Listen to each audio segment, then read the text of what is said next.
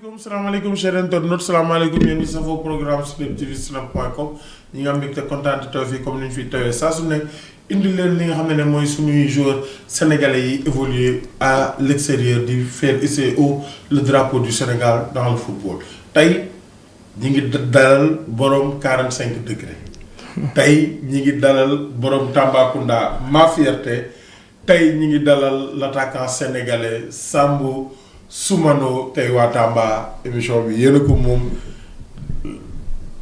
Goléador le buteur le champion de la Ligue 2 salaamaaleykum. maaleykum salaam Pape bëgg naa la nuyu naa la. waa 45 degré tey xanaa 0 degré lañ indi si plateau bi. pas 0 degré xam nga Tamba moom mooy lool. ah déedéet tamit Samb te beaucoup plus te non man dama bëgg tey je veux voir une personne qui a 45 degrés. amul problème donc maa ngi là présent je suis là présent. tu es là présent je t'écoute. Samb Soumano maa ngi lay nuyu. maa ngi lay fay bëgg naa la Pape Omar di rafetlu invitation bi et tout donc je suis content d'être là avec vous waaw. naka waa 45 degré. ñëpp ñu ngi si jàmm ñëpp a ngi si jàmm. tabaski ça s'est bien passé ak famille bi nii xam nga ñun on n'a pas l'habitude des fois di am occasion di passer tabaski bi ak famille bi donc ça s'est bien passé alhamdulilah. surtout ren tabaski bi mooy première tabaski ak. madame.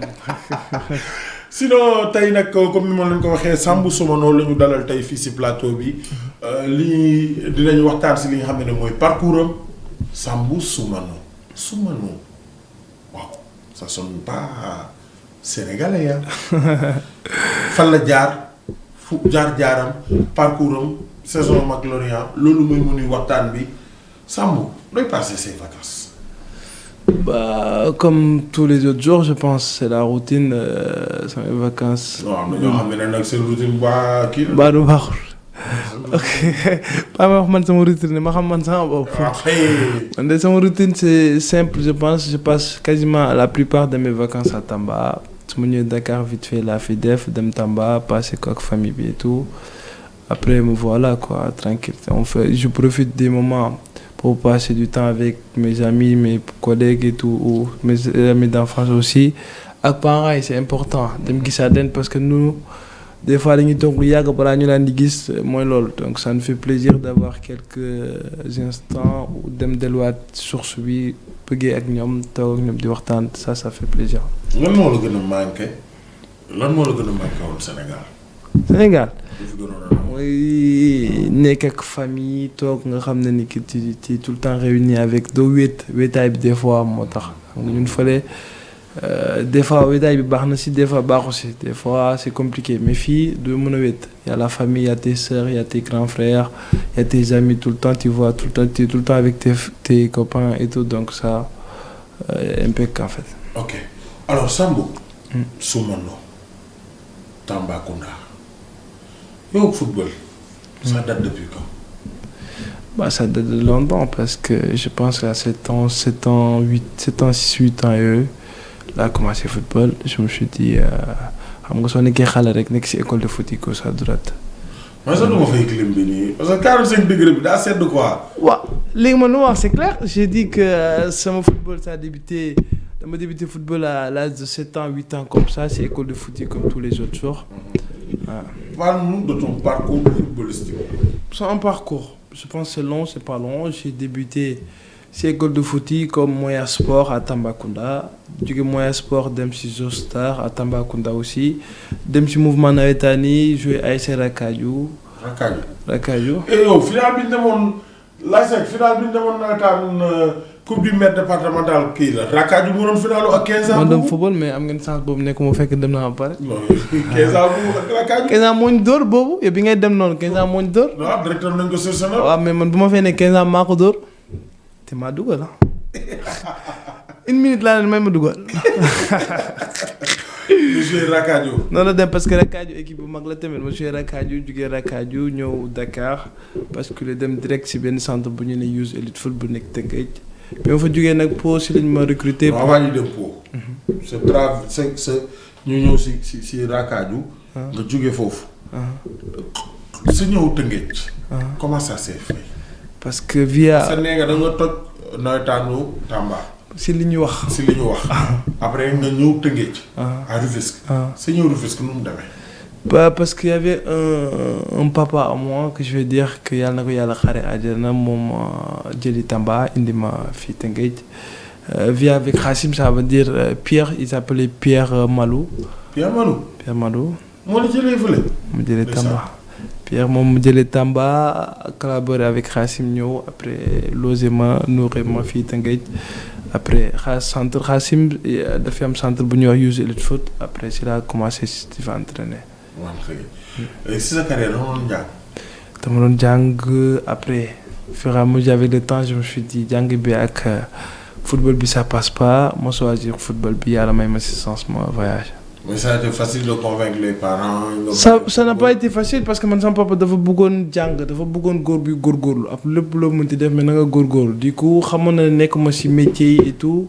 jàng rek laa doon def ak football donc daf ma doon pousse tuuti ma dem football jàngi ba si kanam mais vu qu'à un moment donné dama doon entraîné wu di wàcc des fois du ma sax añ jóge école rek dem terrain direct donc c'était compliqué donc je me suis dit pourquoi pas wax ak sama papa toog moo waxtaan ak moom comme un grand garçon pour expliquer que lu tax ma bëgg a bàyyi et tout bi ma ko waxee après il a compris après ne ma amul problème je serai toujours derrière toi et après on l'a fait. Bonne classe nga arrêté. mais seconde bi su ma nee seconde bi est-ce que seconde bi def naa fa 2 mois sax.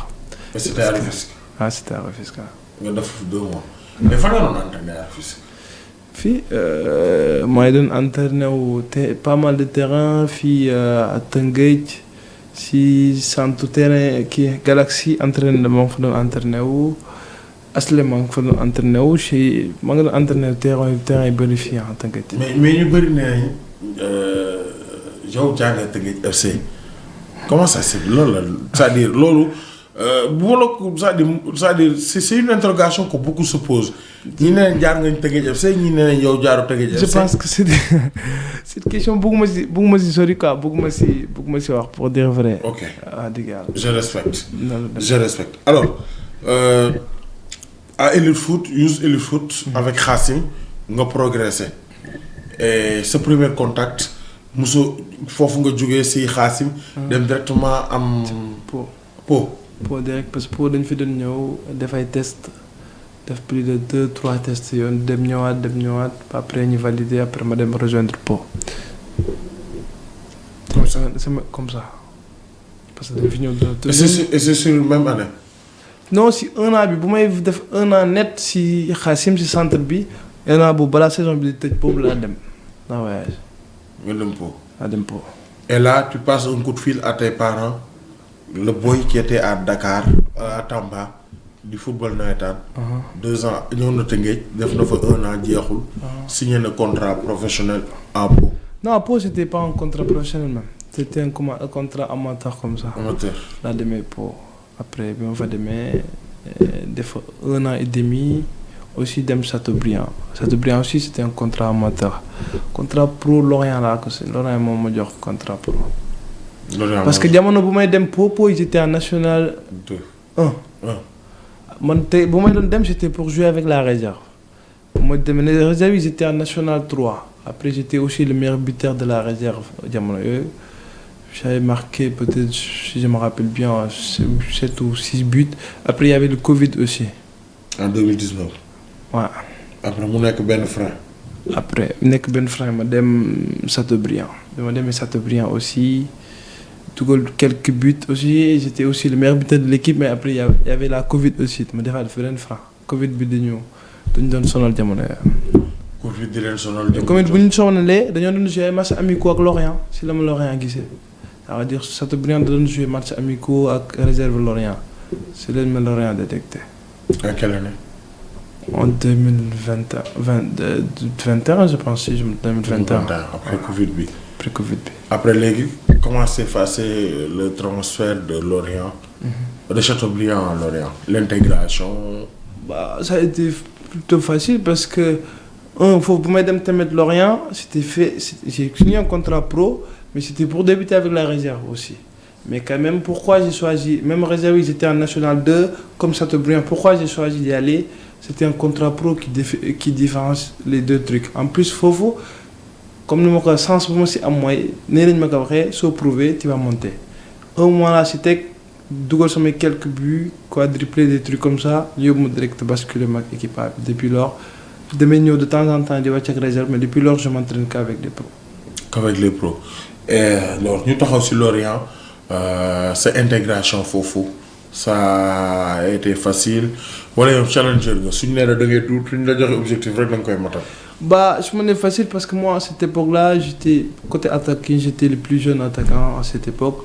Mais nous, on faisait Corona et ça se passait bien. Même les Sénégalais, il n'y avait pas. Il n'y avait pas, j'étais le seul Sénégalais à cette époque-là, à mon arrivée. Mais nice, je m'entendais avec tout le monde, tranquille. Après, il y a le Dormassas, moi, je jouais avec l'équipe AI. Moi, je suis rentrant. À un moment donné, je mets mon titulaire et je marque encore. Équipe en victoire. Premier titulaire pour me mettre dehors, autant pour moi, coach pour me mettre titulaire.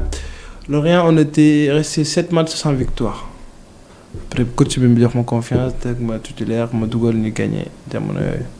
Ma titulaire. Après, j'ai enchaîné 3 titularisations. Je pense que cette époque-là, j'avais marqué 3 buts en 4 titularisations, si je ne me trompe pas. Et après, Lorient, non, le gars, il faut qu'on le conserve parce qu'on a un objectif. Donc, on a Sénégal, il faut qu'on Bamba Dia. Après, c'est le après. Bamba Dia, après le ça veut dire saison d'après, c'est le j'étais le plus jeune. Après saison d'après, Lorient, j'étais encore le plus jeune des attaquants. Les attaquants qui étaient là-bas, ils ont assez prouvé ailleurs pour venir confirmer à Lorient. Et moi, j'avais besoin d'aller prouver pour confirmer à Lorient. Après, moi, j'ai parlé avec le coach, on a discuté que moi, personnellement, je préfère aller en Ligue 2 ou aller chercher du temps ailleurs et de jouer que de rester en Ligue 1 et de rester sur le banc. Il m'a dit, je suis d'accord avec toi parce que tu es jeune. Il m'a dit, si tu avais un certain âge, je ne vais pas te dire d'y aller, je vais te dire, reste, tu vas avoir des 10-15 minutes. Il me l'a bien dit, mais 10-15 minutes avec un jeune qui veut prouver, qui veut montrer que je m'appelle Sambou Soumano, tu as besoin de plus. Donc j'ai fait ce choix et je n'ai pas regretté en partant en QRM. En partant en Belgique d'abord. Belgique, ça ne s'est pas passé comme prévu. J'ai fait que 6 mois. J'ai cassé le prêt. Je suis parti à Rodez. Ça s'est passé comme prévu. J'ai bien aimé à Rodez, même si je n'ai pas marqué beaucoup de buts. Je suis revenu aussi à Lorient. Après, ma démarche aussi. Même objectif, moi, d'appeler. Mais nous, à Lorient, je me suis reposé avec le coach. J'ai dit pareil. Je dois encore prouver. C'est moi qui l'ai dit. Je lui ai dit que je dois encore prouver parce que je n'ai pas assez prouvé les prêts que j'avais faits. Je vais repartir. Ça veut dire quand j'ai vu les stats, quand j'ai vu l'effectif, quand il m'a parlé, je sais que je vais être des attaquants qui vont être là pour jouer 5 minutes, 10 minutes, c'est bien beau. En plus, c'est en Ligue 1, ok. Mais est-ce que je vais montrer que c'est moi sans boss maintenant? Donc je dois aller chercher du temps. Dieu a fait que je suis parti à QRM. Et à la j'ai marqué 15 buts, 12 buts en Ligue 2, autant pour moi. 3 buts en Coupe de France. C'est comme ça s'est fait. Ouais, on a vu QRM du sur la Coupe de France. Pas sur le nom, mais Bob a fait qu'on m'a dougal 3 buts, mais sur le Coupe de France. Et là, Lorient te prend maintenant aussi. Merci beaucoup. Après, je suis revenu à Lorient pour dire, voilà, c'est bon, là, je suis revenu. En revenant, j'ai vu qu'on est descendu en Ligue 2. L'objectif, c'était quoi? De faire remonter Lorient en Ligue 1 pour montrer qu'on a notre place en Ligue 1. Et tu as contribué à cette remontée en Ligue 1 en marquant 14 buts cette saison en Ligue 2. Et 14 buts du Yop titulaire, quoi. Ouais, tout à fait. Et tu as marqué en fin de saison 2 doublés, et on a remplaçant un double. Avec 15 minutes. La plupart de mes buts, même c'est remplaçant, mais comme j'ai toujours dit, être remplaçant, ça ne veut pas dire que tu ne fais pas partie de l'équipe. Tu étais remplaçant, tu viens pour donner plus que les autres qui ont débuté le match. Donc j'étais comme ça dans la tête, et Dieu m'a aidé que la plupart de mes rentrées, j'ai fait la diff. Mais souvent, c'est une personne qui challenger la nitu défi la boko joxe ay défi da ko koy def état d'esprit bobu non faut ko tirer sama papa tout le temps moom may jéem a épauler sur ça luñ la mënti def loo foo mënti nekk reste poli su il me dit reste poli mooy jàppal ni que da nga war a liggéey daal su ma waxee mu ne ma liggéey rek loo war a am di nga ko am soo liggéey mais si t'es feignant ça va être compliqué et si t'es pas un gars qui est fort mentalement pour dire que oui ça je l'ai perdu je vais avoir ça j'ai raté ça prochaine fois je vais faire mieux si t'as pas ça dans la tête ça va être compliqué d'aller de l'avant j'avais tout le temps ça dans la tête. nga jël Ligue 2 war a dem Ligue 1 soo doon def un bilan de ta saison lan lay doon.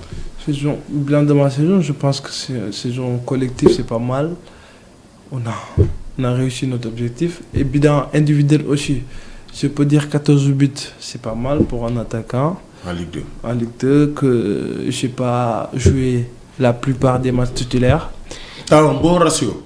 Bah je pense donc pour dire vrai je veux dire c'est pas mal pour un jeune qui a marqué 14 buts alors qu'il n'a pas joué titulaire quasiment les matchs donc je veux dire juste c'est pas mal.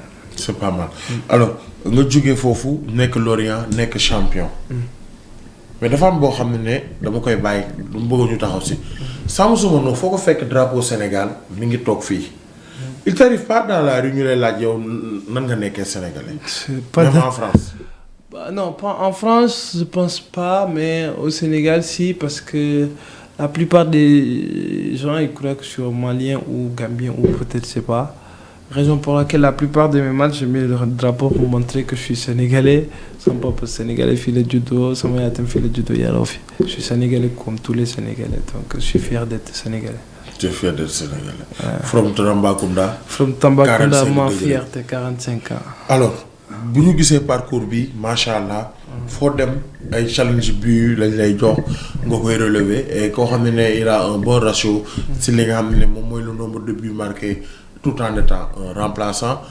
Tambacounda c'est un kii la quoi dëkku football la Souleymane Cissé vient de marquer le deuxième but du Jaraaf nii tout de suite Am6 waa Jaraaf la Am6 waa Tamba Abdoulaye Wale bu Jaraaf Tamba dafa mel ni Tamba c'est un grenier de talent mais malheureusement distance bi ak ñàkk am dalluwaay à Dakar mooy tax talent yu bëri duñ mën a éclore. Vous confirmez? Bah bien sûr je confirme parce que Tamba képp ku fa dem di nga xam ne carrément talent bi am na fa ñu ma dàq football rek a fa ne j'ai toujours dit que man dama am sens peut-être rëcc fa mais pour dire vrai Tamba am na ñu ma dàq football ñu fa ne mais Tamba c'est compliqué de sortir parce que y a pas assez de communication visibilité bi c'est pas trop ça y a beaucoup de trucs yoo xam ne war nañ ko améliorer pour au moins jeunesse Tamba nit ñi mën ci gis seen bopp képp ku génn Dakar dem Tamba pour xool ay joueurs de Kourouthou parce que la plupart des gens qui jouent ici Souleymane Cissé les Papa Wali Amoun Ciss aussi fii la jaar pour wane ne carrément il était de Tamba donc talent du fen nu ñu koy waxee talent du fen en plus fu ñu nekk dafa tàng nu mu tàngee la plupart soo nekkee fële mu tàng soo ñëwee Dakar day mel ni France nga nekk pour toi parce que par rapport au climat donc je pense que si tu prouves plus à Tamba tu viens ici da ngay xiif. Le mot que je peux employer moi derrière parce que tu sais que tu as laissé beaucoup de gens, tu as laissé les parents, tes amis derrière toi, et il fait chaud, les conditions sont pas réunies. Donc si tu es Dakar, wala nga voyager n'importe que il y a pas que Dakar. Nga voyager nga gën Tamba nga war ça da ngay ñëw am mentalement que da nga xiif luñ la jox nga lekk après nga dem sa yoon. ñoo def ne lekk nga pare sa yoon. Sénégalais nga foo toog tam drapeau bi ngay Sénégal. Et à la publication de la liste de Pape Thiaw si ay match éliminatoire post-polémique bi. Post-polémique xam nga Sénégal dafa neex te waxee mais j'ai assez parlé sur ça je me suis assez justifié j'ai parlé que ça vient de moi le gars qui gère mon Instagram il l'a fait il a regretté tu sais des fois nga si wax tout le temps ça va être compliqué j'ai tourné la page moi je suis focus sur mon boulot j'attends mon tour comme ni ñu koy waxee lu jot yomb su jotee rek incha allah dina yomb. su jotee rek di nga yomb. yaa ngi garder espoir ba léegi. bah parce que je suis sénégalais quand même forcément je garde espoir toujours. bu dul dara sax am na lu positif lu ñu si noté mooy léegi tout le monde sait que Sambou Soumano est un sénégalais.